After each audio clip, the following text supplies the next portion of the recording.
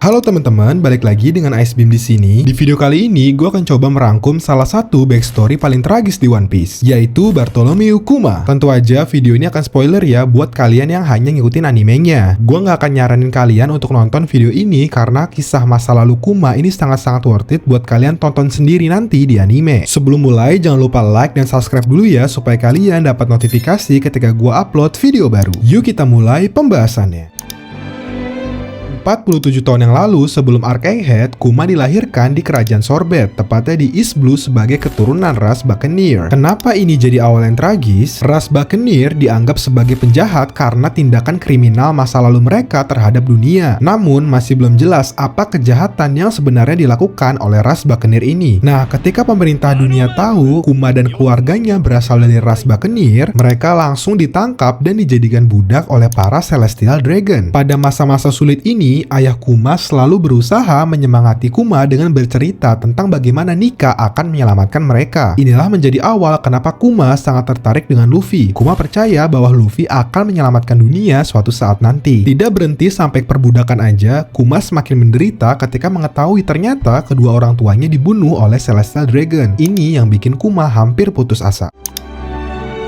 Lanjut, ketika Kuma berusia 9 tahun, dia menjadi salah satu budak yang dipaksa ikut kompetisi berburu penduduk asli di God Valley. Singkatnya, ini adalah kompetisi memburu penduduk asli di suatu pulau yang gak beraliansi dengan pemerintah dunia. Orang yang paling banyak membunuh penduduk asli adalah pemenangnya. Gila ya. Di sana, Kuma bertemu dengan dua budak lainnya, Gini dan juga Ivankov, yang sedang memotivasi para budak lain untuk kabur. Gini akhirnya merancang rencana untuk mengungkapkan kepada dunia bahwa pulau ini merupakan tempat berkumpulnya banyak Celestial Dragon dan dua buah iblis legendaris. Tujuannya adalah memikat banyak bajak laut agar mereka menimbulkan kekacauan di God Valley, sehingga Gini dan sekutunya bisa melarikan diri dengan mudah. Singkatnya, bajak laut Rox dan Roger datang untuk dapat buah iblis dan alasan lainnya. Setelah itu, pertarungan antar mereka dan angkatan laut pun dimulai. Di tengah kericuhan itu, Kuma berhasil memakan buah iblis Nikyu Nikyu no Mi dan berhasil menyelamatkan 500 orang, dan Gini plus Ivankov kembali ke kerajaan Sorbet, tempat lahirnya Kuma.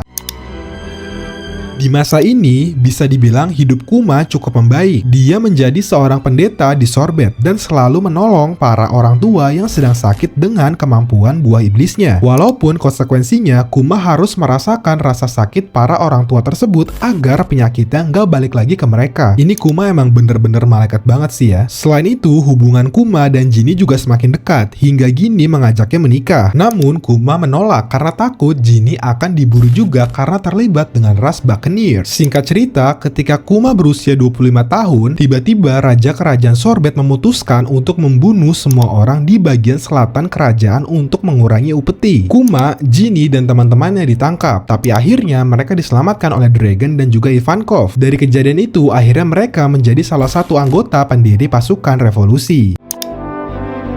Lanjut, setelah mereka menjadi pasukan revolusi, Gini diculik oleh Celestial Dragon untuk dijadikan salah satu istri mereka. 2 tahun setelah itu, Gini dibebaskan tapi disertai penyakit yang meliputi tubuhnya dengan sisik mirip batu sapphire. Selain itu, Gini juga telah hamil anak perempuan hasil dari pemaksaan Celestial Dragon. Sayangnya, Gini meninggal karena penyakitnya dan Kuma bersumpah untuk merawat anak Gini yaitu Jewelry Bonnie.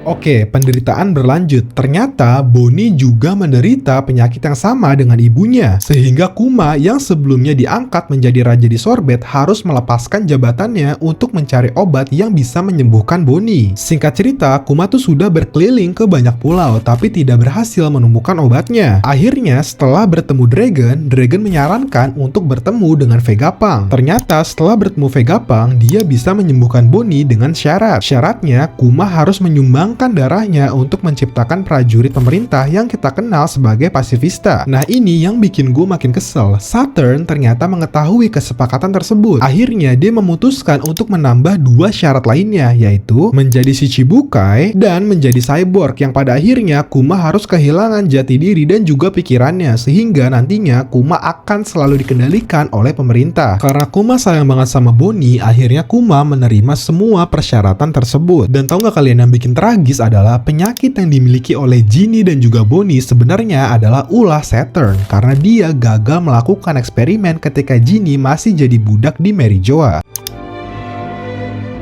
Setelah sepakat, akhirnya Kuma dan Bonnie tinggal di Egghead selama 6 bulan untuk melakukan perawatan. Singkat cerita, setelah selesai, Kuma harus meninggalkan Bonnie sebagai Sandra di Sorbet karena dia harus menjadi si Chibukai. Hal ini dilakukan agar Kuma nggak kabur. Kuma janji akan selalu ngirim surat ke Bonnie agar tetap bisa berkomunikasi, tapi brengseknya pemerintah selalu ngancurin surat-surat tersebut sebelum diterima oleh Bonnie. Nah, karena Bonnie kesel nggak boleh keluar padahal udah sembuh, akhirnya dia kabur dan berusaha mencari Kuma. Singkat cerita, setelah arc Sabodi, Kuma harus menepati syarat terakhirnya yaitu kehilangan jati diri dan juga pikirannya agar bisa dikendalikan oleh pemerintah. Sebelum kejadian itu, tepatnya pada time skip, Kuma meminta Vegapunk memasang program untuk menjaga kapal Luffy. Makanya kalau kalian perhatiin, ketika Luffy dan teman-temannya berlatih pada saat time skip, kapal mereka dijaga oleh Kuma. Setelah program menjaga kapal Luffy selesai, akhirnya Kuma kehilangan semuanya. Dengan ini, Kuma bukanlah lagi manusia, dia benar-benar kehilangan mental dan sisi emosinya. Kuma nggak akan lagi bisa membuat keputusan dan harus dikendalikan oleh orang lain, yaitu pemerintah.